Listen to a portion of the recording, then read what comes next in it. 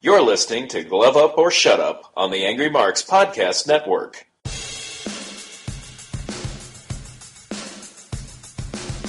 You're listening to Glove Up or Shut Up on AngryMarks.com with Peter H. and Stevie J.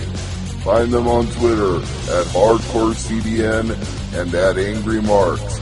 And now, for all the news, reviews, and interviews in mixed martial arts, it's time for Glove Up or Shut Up from AngryMarks.com. And welcome everybody to another episode of Glove Up or Shut Up right here on AngryMarks.com. My name is Peter H. I'm joined once again by my co-host from Omaha, Nebraska, Stevie J. Cyborg is opening as a minus 380 favorite. Holm is plus 315. Jeez, that's not the way I expected the show to go, right, with the odds, but wow, that's impressive. Honestly, are you surprised? Chris Cyborg is a beast. Well, we are going to talk about this weekend show as it's the only show in town this week. No other promotions are having a show. We'll get to the news in a second, but you're right. The main event of this weekend's UFC 219, Cyborg and Holm. Cyborg,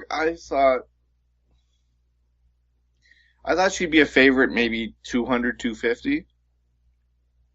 To have it as an over 300 favorite?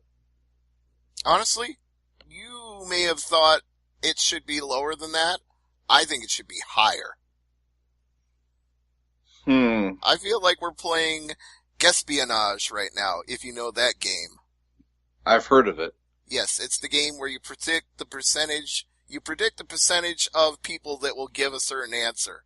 And if I was predicting by Espionage rules, I would have said 75% of people would make Cyborg a minus 600 favorite. I don't know. I mean, I'm looking at this fight. I remember what Holm did to Ronda Rousey. I know she has power for days. But you're talking about somebody outboxing Cyborg. And I know Holm has natural skills. I'm not diminishing that. I'm talking about Cyborg is literally wrecking her way through a weight class that in UFC exists only for her. They bring in other people to fight her. There is not even a top 15 in her division. She is so dominant, they can't even come up with 15 other women to fight her. And that's probably because Bellator signed most of them. True. But when you have a fighter of Holm's skill set, to have her as a plus 300, 350, it's tempting. It's tempting to pick the dog on this one. You want to put your hundo down on a plus 315? I'm not telling you not to.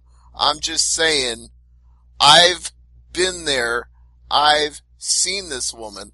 I've watched her career almost from the beginning up to the present in at least North America. I'm not talking about her pre-North American career, but I've seen her in Invicta. I've seen her anywhere that has used her, and now she is in UFC doing what she did to all those other people. So the problem I have with this, I mean, I'd be tempted to take the underdog in this one depends on the parlay, if we can make a second or third pick and really rack it up, but if I had to make a selection, just base it with forgetting the odds for a second here, I mean, the smart thing to do is to pick Cyborg to win here. I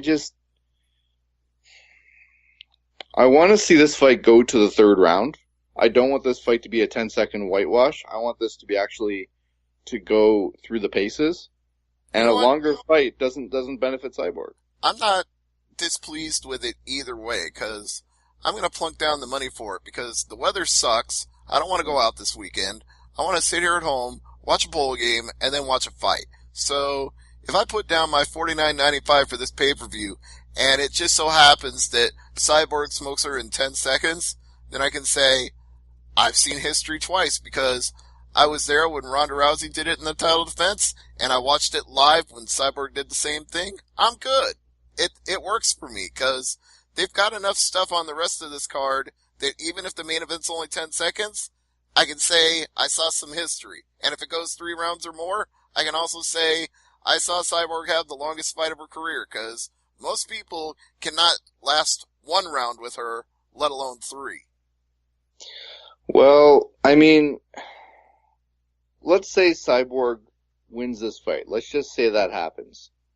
That's a good chance of that happening. If that does happen, she's fought 2 fighters who are 135ers who have made the jump to 145. Yeah. Like I said before, the reason they can't fill out her division is because between Invicta and Bellator, most of the other good featherweights are tied up. So, John Lineker was supposed to fight Jimmy Rivera on the show. Lineker, for the first time in his career, has pulled out. Oh. And it's something pretty nasty, a serious tooth infection. That sucks. So he flew back to Brazil and had the surgery done because he wanted it done at home as opposed to in Vegas. And if you go to his Instagram, there's a picture of him in the chair with his dentist. Don't need to see that. Well, it's not like a surgery. It's basically, you don't see anything. It's just the doctor with his hands in his mouth, basically. But it's a whole paragraph in Brazilian about, what's going on. But, well, looks like he can't train, I think, for 2 weeks and he'll come back. It's the first time he's ever missed a fight, which just goes to show how tough Lineker has been. It was an infected wisdom tooth is what it comes down to. Oh, man. Anything so that's a fight. That just makes me wince, because I remember having my wisdom teeth pulled, and it was painful. Yeah, I mean, I've had my wisdom teeth taken out too. It wasn't as bad. The drugs worked really well, but... Well, the drugs wear off, and that's the problem. Oh, yeah. I was on a diet of applesauce for 2 days. I was eating applesauce and warm ice cream and pudding, and that's about it. Pudding. Oh, boy. Let's move on, since Rivera's not fighting now. Let's move on to Edson Barboza and Khabib Nurmagomedov. Speaking of pudding, Edson Barboza might turn Khabib's legs into pudding. But then again, Khabib might slam him to the ground so hard he has a concussion and knocks him out rampage style. I've said this before and I'll say it again. If you fight Barboza, you have to check a leg kick. Yeah. But apparently the odds makers believe that Khabib is going to do that because he's minus 280. The thing about Barboza... Plus 240. I've said this before with other fighters. Is he fighting in the right weight class? Yeah, I think so. He's pretty big for 155, but he doesn't seem to have that much trouble making the weight. No, Khabib is the one who has trouble making the weight. You should lay odds on whether he's going to make it to 155. Oh, he's a bigger boy, that's for sure. Sometimes when I see Barboza in the cage, he reminds me of when Conor used to flex, and all it was bone. Mm-hmm. It's like, dude, give him a cheeseburger. Right. I'm not saying he's at that category, but Barboza, I mean, if he's cutting that much that fast, I don't know. Khabib's the one you got to worry about here. He's been close to kidney failure and missed a world title type of opportunity because he couldn't make the cut and had to pull out. Well, I think Khabib is too small for 170. Yeah, he's kind of in that no man's zone where he's almost too big to be a lightweight and he's probably too small to be a welterweight. So the dude got issues. But it should be an entertaining fight. I mean, I'm going to go with Khabib, but man, Edson, if the fight goes to the ground, you never want to say the Brazilian isn't at the advantage. No, I think jiu-jitsu is almost a religion when it comes to Brazilian fighters. So, yes, and his kicks are unbelievably hard. So, he's got, I mean, honestly, you talk about betting the dog here, I would be more tempted to bet Barboza than I would be to bet Holm. Okay, Stevie, what's a harder impact? A kick by Barboza or a Ric Flair chop? I think I gotta go with Barboza. Even though you want me to mark out for the pro wrestling, no. Let's just be real about it. I've actually taken a knife edge chop from a pro wrestler, and it hurts like a motherfucker, but it doesn't leave me limping for a day. Although they get the same reaction from the crowd when that impact happens, all you hear is, woo! Yeah, that's because when it goes off like a cannon, it's hard not to react. Now I have to ask the question, who chopped you? I will not say who. I will just say it's somebody you know who we've worked with before on this website, and I'll just leave it at that. Fair enough, fair enough. Alright, let's move on to the next fight here. Carla Esparza against Cynthia Calvillo. Calvillo minus 255, Esparza plus 215. Esparza and Holm in a parlay. Yeah. Or Barboza and Esparza in a parlay. Oh, don't do that to me now. Well, my wallet can only handle so much. I like Esparza in an upset in this one, actually. I'm kinda leaning that way. The loss to Randa Marcos was a split decision, so hard to really say she got creamed in that fight. The only fight in her last 4 where she looked bad was against Joanna Champion. The one thing here is this is the test for Calvillo. If she gets past Esparza in spectacular fashion and goes 7-0, then she'd be legit. Yeah, this is the proving fight for her. This is like the next step to getting a title shot. This is the fight that she needs. And Esparza knows that. She needs to be wary that Calvillo, I'm not saying playing with house money because she's not, but she's looking to make a name at Esparza's benefit, or taking based on her name. And if someone's going to beat me and basically make their career based on beating my ass, I'm going to make sure they don't beat my ass. Well, speaking of making your name by beating somebody, boy. Neil Magny plus 145, but Carlos Condit, the natural-born predator, minus 165. So here's our most competitive line of this card so far. Boy, I am a fan of Condit, have been for years. That fight against Rory, I thought Rory had him there, but we've had that conversation many a time on this show. Mm-hmm. But Condit is like that person who keeps coming back and keeps coming back. Well, Magny, we thought we did last year. Yeah. How many fights did he have? He had UFC in Australia. He had UFC 202 and 207 in Vegas.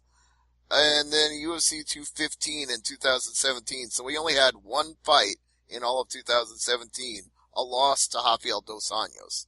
So he's definitely well rested then. You would think so. But it is Carlos Condit, and we do know that he's a bad motherfucker, so... Well, when the only 2 losses you have going back to 2015 are Lorenz Larkin and Rafael Dos Anjos, you're not that bad either, so... It's weird to pick against Carlos Condit. Mm-hmm. I'm not prone to do it in most cases, but I feel like this is an upset special. If you look at the fact that even though Condit is still considered one of the best in the world and deserves that title, he's also lost 5 of his last 7.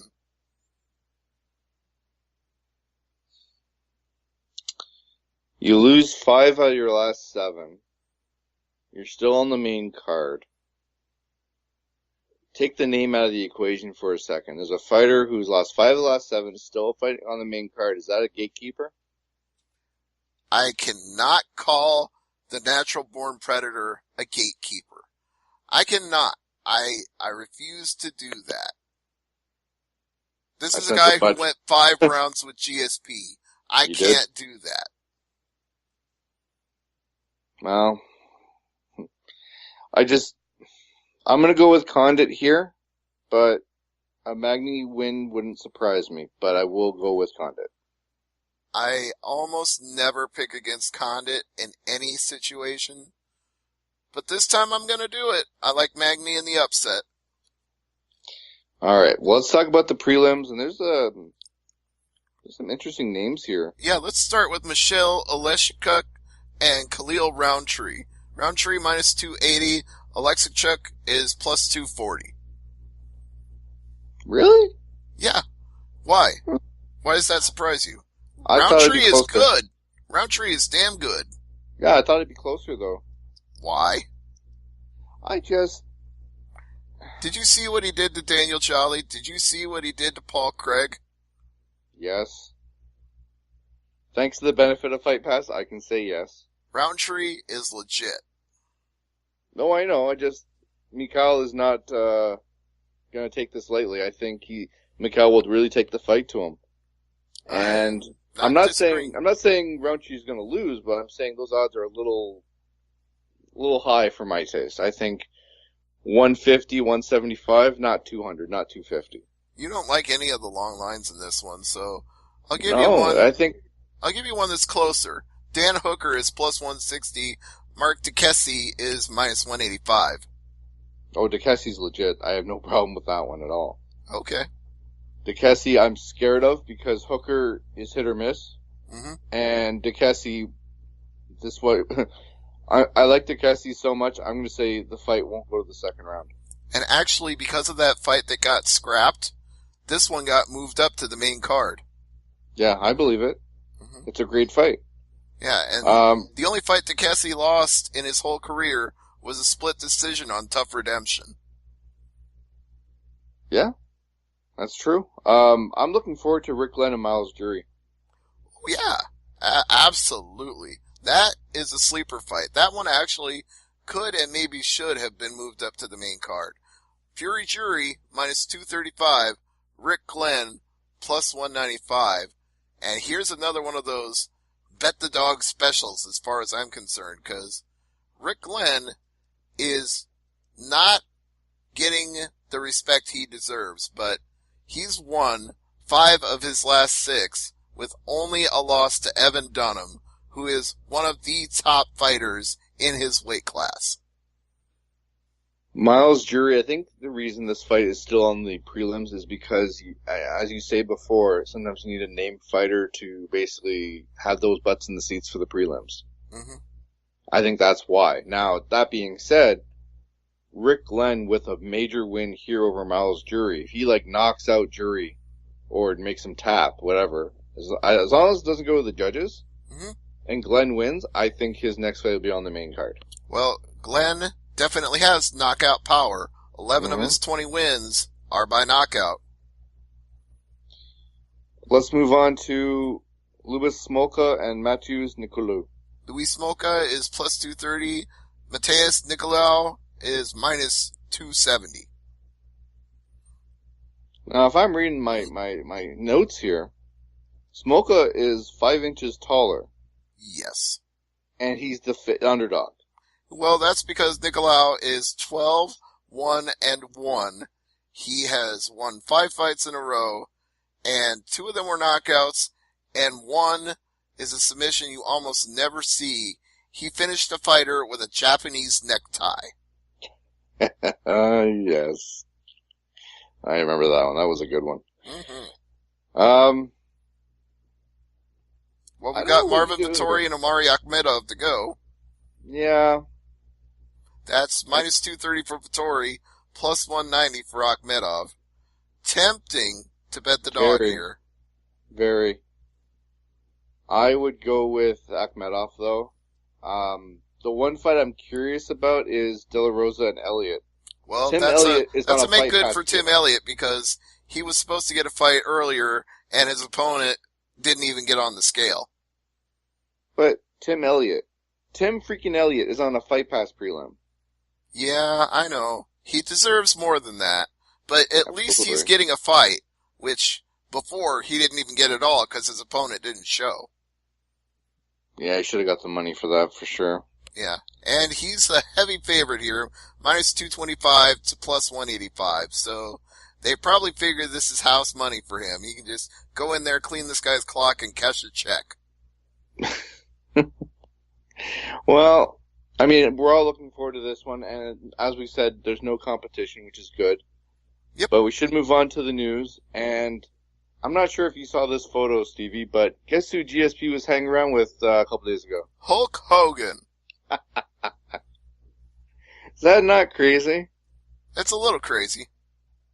I saw that and I was like, someone's photoshopping again. And I'm like, no, it's actually legit. I'm like, okay. It's cool. GSP is enjoying, I'm not going to say retirement, I'm going to say he's enjoying the holidays. Yes. Let's see. Nasrat Hakparas meets Alex Reyes in London at UFC Fight Night 127. Mm-hmm. Hey, do you have anything in your notes about the KSW promotion in Poland? No. I've been getting a ton of their press releases lately, and some of them have some interesting things in them if you want to hear about it. Sure, go ahead. All right, let me find the best one that I got over the last few days. Let's see. Michael Materia joins stacked KSW 42 card. KSW legend Michael Materia has been added to March 3rd in Lodz, Poland.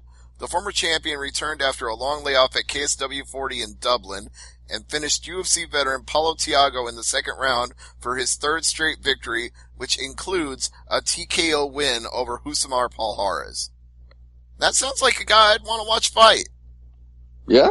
If you can beat Paulo Thiago and Husamar Palhares, you're a pretty badass mofo. One, I'd say you might have gotten lucky. Two, you might be onto something. Mm-hmm. This will be KSW's first event of 2018, and it will be the first time KSW has visited Lodz since 2013, when Pushdanowski defeated Sean McCorkle in front of a sold-out crowd of over 15,000 people. Well, there's a name, Sean McCorkle. We know that name. Yes, indeed, and I met him. In fact, I met him coming back from Montreal when we were there for the fights. Yeah, I remember that story. I told him, they don't make planes your size, and he told me, they don't make anything my size. Yeah. Let's see. Donald Cerrone and Yancy Medeiros fighting February 18th in Austin, Texas. Cool. There's a fight you should go see. Go visit Texas. Yeah, but if we got other plans for next year, that can't happen. True. Also on that fight, Marion Renault fights Tanya Evinger. Ooh, that's a good one. That is a scary fight. And we've had Tanya Evinger on this show. We have. Mm-hmm. We should talk to her before that fight. Yeah. Gaz, I'm gonna screw this name up. Gazimurad Angdutalov is fighting Alexander Ratchik, UFC Fox 20 in Orlando, Florida. And that fight is on February 24th at the Amway Center. I'm just going to remember what the main event is. Looks like that's the show with Alan Jubin and Ben Saunders on the main right now. Okay. That's a fight. That card, I'm just a little perplexed. It's a UFC on Fox card. The last Fox show tanked in the ratings. Well, it was on a bad weekend. Right now you got Jubin Sanders, Jake Collier and Marcin Prantino, Olivier Albion-Mercier and Gilbert Burns, and also the aforementioned fight with Antonov and Ratchet. There's no name fighter here. But it's probably on a better weekend. Not as much competition. Yeah, February 24th, there's no football. And the Final Four doesn't start for a few weeks. Yeah, it could be, well... It could do okay. I'm not saying it's like a stellar card, but with no competition, people might tune in. Yeah. Last one here I want to mention before we stop reading the news this week. Oluwal Bangbos got released. Oh. He got knocked out by Alicio De Churo at UFC Fox 26. 3 losses in a row. You gotta go. And yeah, so what's one thing you don't want to do? Lose 3 in a row? No, on social media after you get released. Mouth off to your former employer? And I quote, "So it's official. I am no longer a part of the UFC organization. Not gonna lie, I fell out of love with it for obvious reasons. One, being a target of unfair treatment multiple times, and second, the organization not taking care of its fighters financially. At Dana White, FUCKU, all cap letters, all exclamation mark, hashtag MMA comeback." Well, he will never work there again. It gets worse. Oh? Some MMA fans are some of the worst human beings alive, and I would rather die than compete for their entertainment. I want to compete at my best for respectful and loyal fans who are true to martial arts, not scumbag fans who enjoy our pain but boo strategy. You forget we get paid shit. He goes on. How much more of this is there? Because we don't There's have one time more. to go all There's night. There's one more. For you fans who have something negative to say who wouldn't last a second in my shoes, all cap letters, shut the fuck up. My block game's strong, and your opinion doesn't matter to me because you can't judge a life you've never lived. I'd rather hear it from my colleagues and you scumbag, low-life idiots. Fuck the UFC. Good way to burn every bridge you walked on. Nice going there, buddy. I have heard of burning bridges before, but this guy just redefined it. Yeah. I think he's looking for the award of biggest social media dipshit of 2017, and it's a rather late entry, but he's up there right at the top. He might win it in a landslide. No, he'd have to top the president. Damn it. Alright, well that's going to do it for Glove for Shut Up this week. What's on tap, Stevie, for Thursday Night AMP? I cannot tell you because I've been away for Christmas, so whatever happens, happens. Alright. Well, I want to wish everybody all the best. Next show will be our first show of 2018, and it's our anniversary, Stevie. We've been doing this show now since that aforementioned show at UFC 124. That's right, so come join us as we celebrate our Can-Am connection for all these years. For Stevie J, I'm Peter H., the Hardcore Canadian. Thanks for listening, and as I always say, never leave it to the judges. Good night, everybody. See ya! You're listening to Glove Up or Shut Up on the Angry Marks Podcast Network. You're listening to the Angry Marks Podcast Network.